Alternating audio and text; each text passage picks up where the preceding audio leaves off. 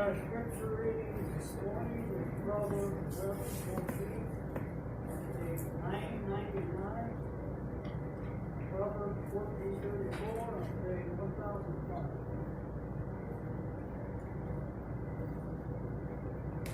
For lack of guidance, the nation falls. Many advisors make victory sure.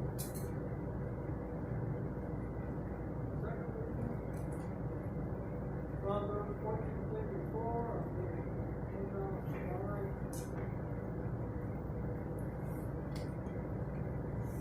righteousness exalts the nation, but sin is a disgrace to any people. This is the word of God for the people. Praise be to God.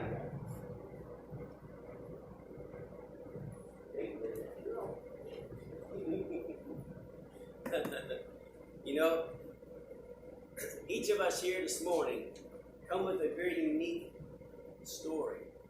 It's only unique to you and your family. It is your history. In my own family, I don't know exactly where my dad's dad came from. I know he was from Austria. He was the first William Kramer. And I don't know much about where he lived in Austria, but I know that he was a man that loved God. He served at the Firestone United Methodist Church. He was very involved on the committees. Definitely a man that people looked up to. He was a foreman at Firestone. What do you call that? The big tire place. That's it, Firestone Tire Place. And I remember my family talking a lot about where my Italian side family came from Calabria, where Teresa Giramonti, when she was only 17 years old, that would be my great-grandmother. No, that's more great-grandmother. It's just great-grandmother. And when she was born in Calabria, she came to the United States through Ellis Island, and she only had $1 and some change in her pocket, but her family could not afford to take care of her.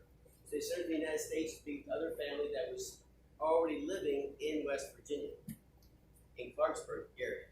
So she came to Ellis Island, she came here, started a family. West Virginia, they moved to Ohio because of the rubber factories, and that's how we got here. On my mom's side, the family, I'm not exactly sure where everybody came from or how it all came together. Nobody really talks about it. That's why I really don't know the history. I know we're part Native American, I know we're part Irish, and part English, and part German, so I don't know much about that history. But I know one thing. We all came from somewhere. We didn't just arrive here in the United States and here I am. I've always been here. Very few people can say that. Unless you're a full Native American and your family's always been here. That's the only people that can say that. So we all are what we call foreigners. We came from another country. And I'm sure as you are here this morning, your story is very unique. I love to hear those stories about where people came from. Why did they come to America? Why was that important for them to come? Many people come for different reasons and different inspirations, but they come to America for a reason. There's a calling, a drawing, you might say, from people from all over the world. I would like to say that when I was in Italy, I loved being in Italy. I was only one time that I loved it. I loved being around Venice and, seeing Pisa and all that. But if you're from in Italy, you are Italian. If you're not anything but Italian, you are a foreigner, and they will let you know that you are a foreigner. You're not Italian. And so there's no little conjuncture. But here in America, we are Americans. It doesn't matter your nationality. It doesn't matter where country you came from. The label is you are an American. When the towers fell on 9/11, I remember on the TV screen, they had people from every race, culture, nationality on the TV screen. They said, I am so-and-so, and I'm an American. I am so-and-so, and I am an American.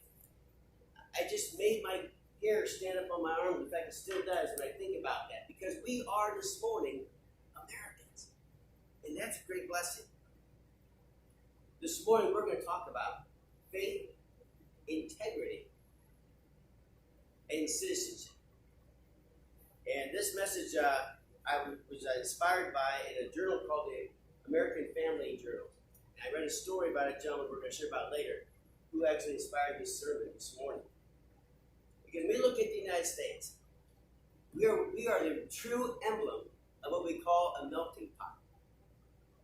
We are the melting pot. Anybody here make homemade stew or something like that? Or they call it goulash? Where you just take wherever you got in your kitchen and just kind of, now this man's a cook over here, Dean, he can cook. He probably made a lot of good foods like this. But you just throw this food and you put it all in one big pot and you cook it. That's exactly what we are as a country. We are a melting pot of people that come from all over the world. And we all have this great story about where we came from.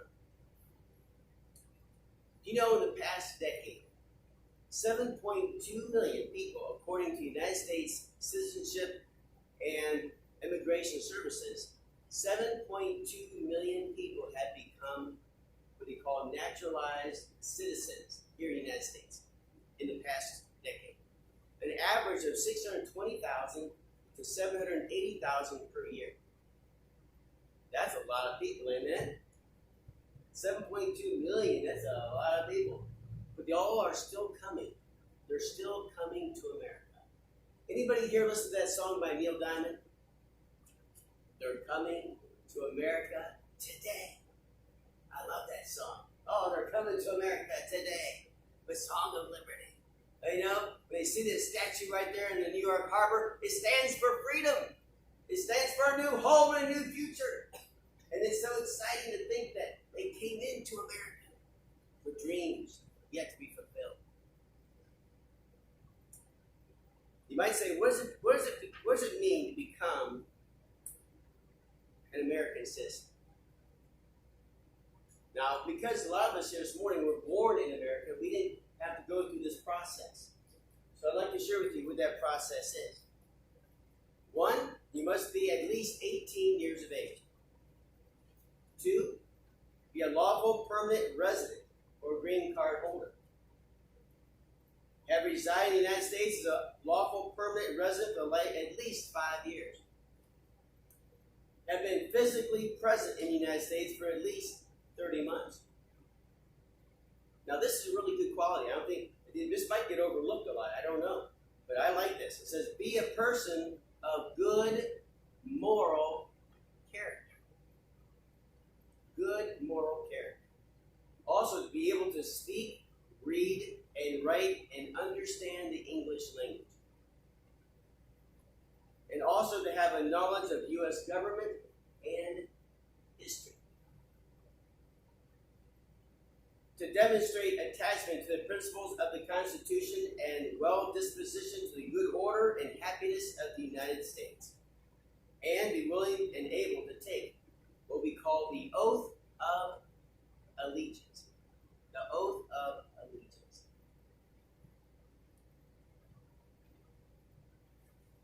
Now, you might say, where are these people coming from? Most people are coming into about 10 different states when they come into the United States. They're coming into California, Washington, on the West Coast predominantly.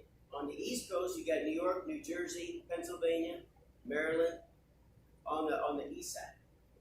But where are they coming from is my next question. Now, we know where they're ending up at, but where are they coming from? They're coming from the number one country, Mexico. And if you're wondering, from our Philippine thing, there's number 3 on the list. India is number 2. Number 3 is from the Philippines. People are coming from all over America and all over the world, especially like China. People wanting to leave communist China, wanting for a new opportunity of freedom, real freedom, to worship, to live, to have their own family. They're coming to America, as Neil Diamond says, today. They're coming to America today. The land of liberty. I read a story about a man named Abdias Hernandez. Abdias Hernandez came to the United States in 1999. He just came to visit. He's from Mexico. He stayed for a short while and went back home. But then he also came back about a year later. He came back, and this time he got himself a job. He's a hardworking man, honest, integrity, and he got a job as a mechanic. He met Monica. They got married, and not long after, about a year later, Jaden was born, and all of a sudden they began to form this family. They purchased a home on this beautiful cul-de-sac, and everybody in their neighborhood was these hard-working people. They're all blue-collar folks. They know what it means to get your hands greasy and dirty. They know what it means to come home at night tired and hungry because they worked all day. And that's exactly what he did. He worked hard to help provide for his family. His wife went to nursing school, and so to help her go through nursing school, he worked odd jobs like mowing lawns, painting, doing anything he could do to help provide for his family. As Jaden was getting older, he realized something though.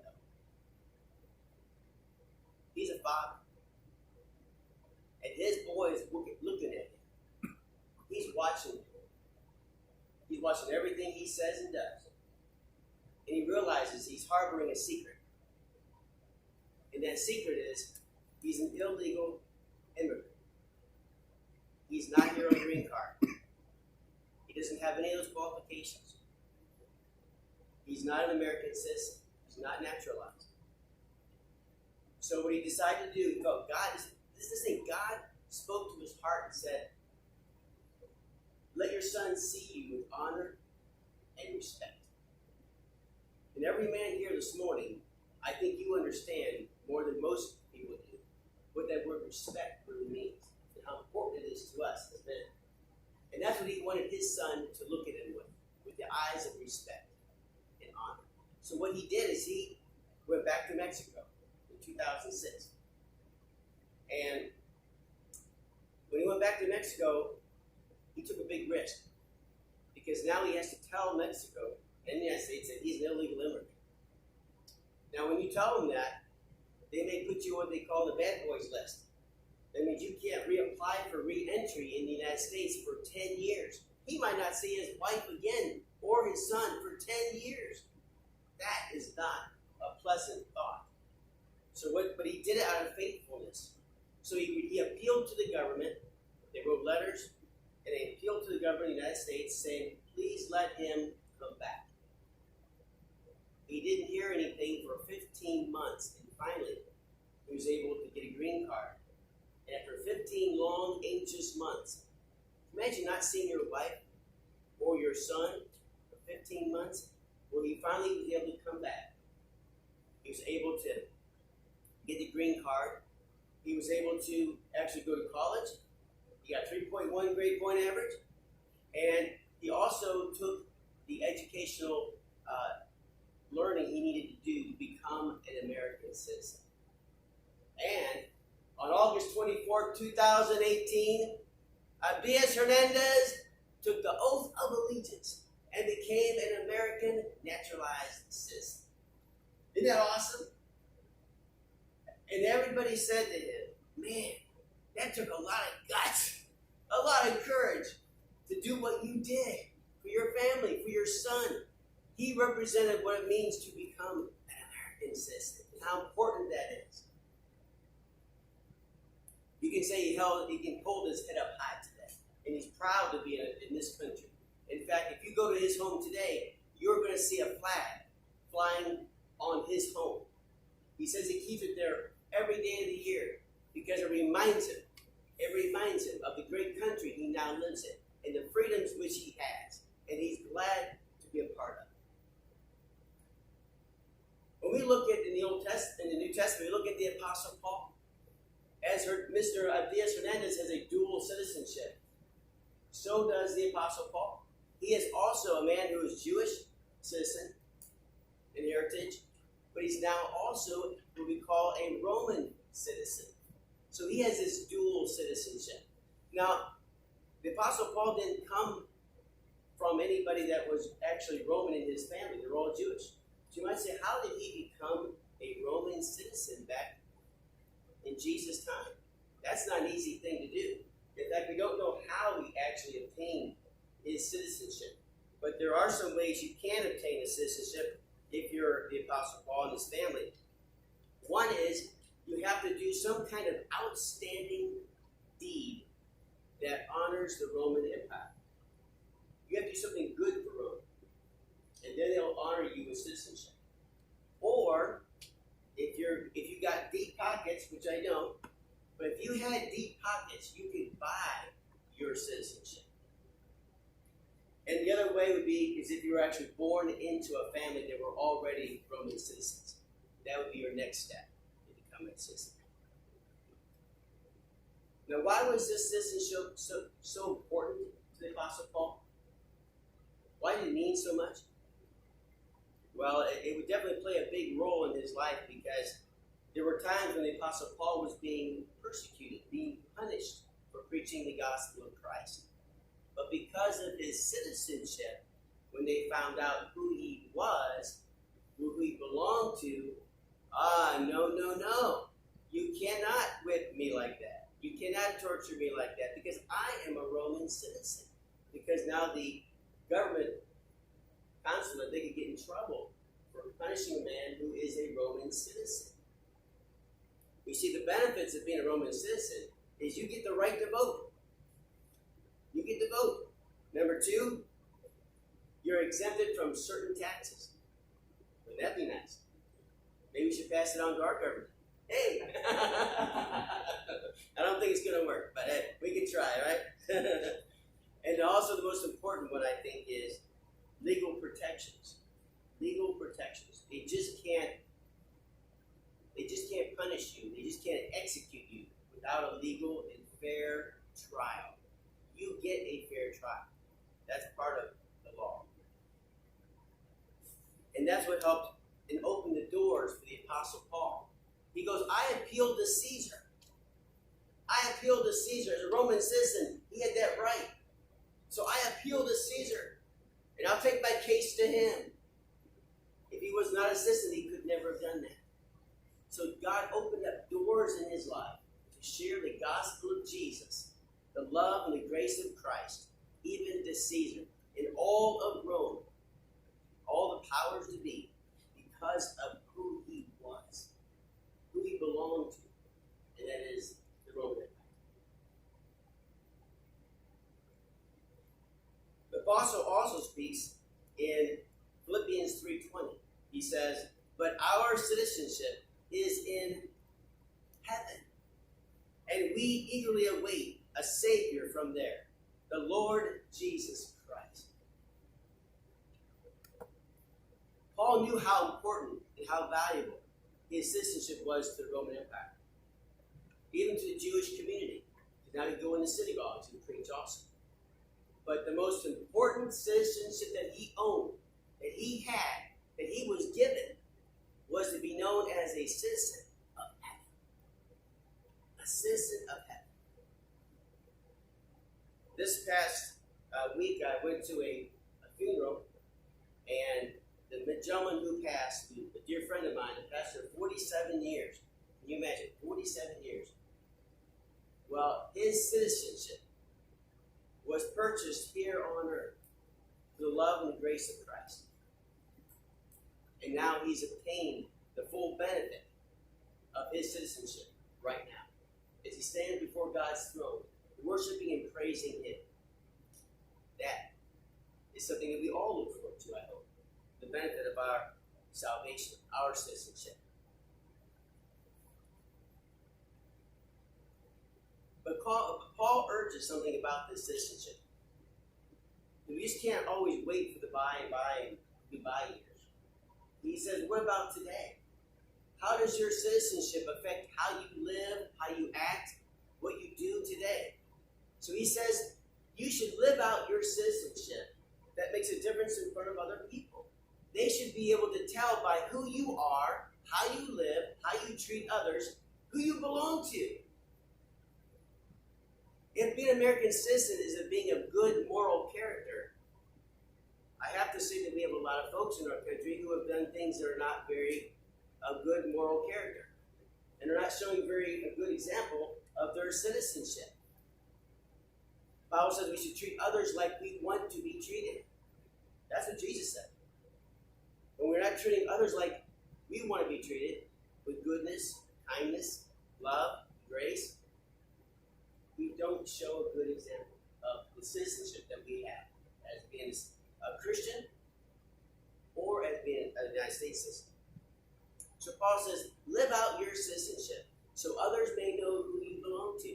You shouldn't have to wear a t-shirt that says, I am a Christian. Hello, I am a citizen of heaven. Hello, can you tell? My shirt says so. Can't see that, girl? You can't? Okay. Right. Most people don't have the t-shirt to wear, but they should have the life to live that others would know who you belong to just by the way you live your life. Our brother Raymond, he works 12 hours a day.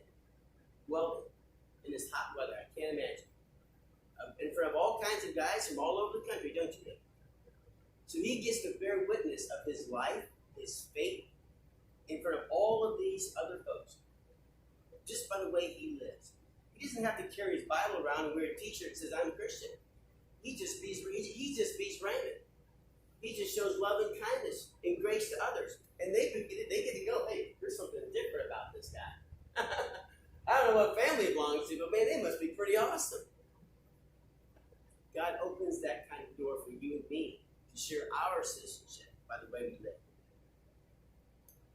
So I asked myself, how can we become this citizen of heaven? Because isn't that the most important citizenship of all? The Apostle Paul wrote in Ephesians, he says, for it is by grace you have been saved through faith. And this not from yourselves. It is the gift of God, not by works, so that no one can boast. No one can boast. There are a lot of people who think they're pretty awesome because they don't kill anybody. They're not stealing from anybody. They're trying to be nice to people. And they are good people. They're good moral people. Filled with integrity, I hope. But they're not citizens of heaven. You might say, well, I'm a good person. Surely God would let me into heaven because, hey, I'm a good person. I don't hurt nobody. I don't even break the speed limit. Which I can't say that's me, obviously. I broke the speed limit driving here this morning. But you know what? That's not the criteria of citizenship in heaven. The criteria is one that is expressed in the knowledge and understanding and the faith. To believe that Jesus died for me. He died for me on that cross. He took my sin upon himself. And he willingly took the stripes. He willingly took the beating.